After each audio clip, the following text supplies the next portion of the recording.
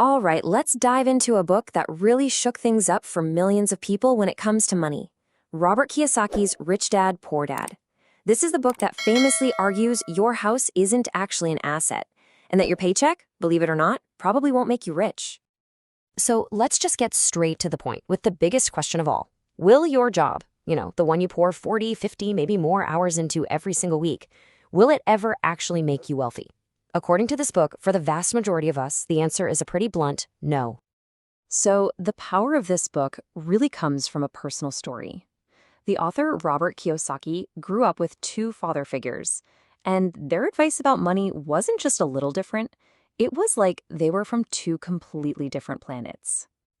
On one side, you had his poor dad. That was his actual father, a super smart, highly educated guy with a safe government job. But he was always struggling with money. His whole philosophy was, go to school, study hard, get a good job. But then you had his rich dad. This was his best friend's father.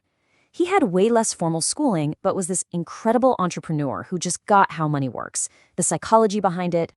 And out of these two clashing worldviews, Rich Dad shared one incredibly simple but powerful rule that changes absolutely everything. You could say it's the single most important lesson in the entire book. The rule starts with a definition that's so simple, it's almost shocking.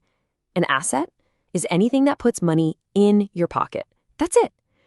Think of it like something that generates income for you, kind of like a little employee working for you 24/7. And the flip side of that coin, a liability. And you guessed it, that's anything that takes money out of your pocket. Rich Dad's whole point is that understanding this one tiny difference, well, it's the absolute key to everything. So let's make this real. In the asset column, you've got stuff that pays you, maybe a rental property, stocks that pay dividends, or a business you own. But over in the liability column, that's all the things you have to pay for.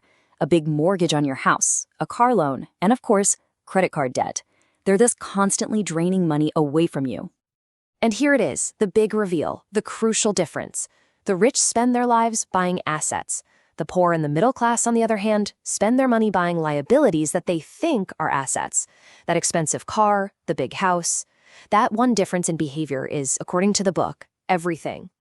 Okay, so knowing the difference between an asset and a liability is the first big step. But to actually go out and build that asset column, Rich Dad argued that you need to adopt a totally new way of thinking. It really comes down to three core mindsets. It all starts with this idea that financial education is power. See, schools teach us how to work for money, but they don't teach us how money works. You have to learn that yourself.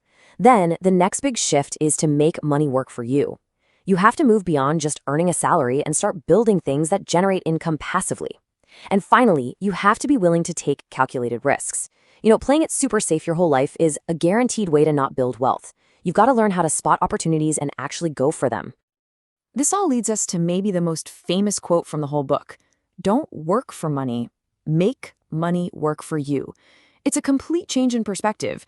It's about going from being a gear in someone else's machine to being the owner of the machine itself. And this brings us right back to the difference between the two dads. Poor Dad's advice was all about working for a salary. That means you're always trading your time, which is finite, for money. Rich Dad's advice? Build systems. Build investments that make you money 24/7, even when you're sleeping. One path leads to a lifelong job. The other leads to freedom. So what does all of this mean for you, for your financial future? Well, it's really about shifting your entire focus away from just thinking about your next paycheck and onto the much bigger picture of what true independence looks like. So let's wrap up with the big takeaways. First, wealth isn't just about how hard you work, it's a direct result of your mindset. Second, your financial education is your single greatest asset, more than money itself. And the end goal, it isn't just to have a good job, it's to achieve real financial freedom. And maybe the most important part is that you can start building your asset column right now, today, no matter how small you start. So we'll leave you with this one last thing to think about. Take a real, honest look at your own finances and ask yourself this very simple but very powerful question. Today, right now, what is your money actually doing for you? Is it working hard to build your future, or are you just working hard for it?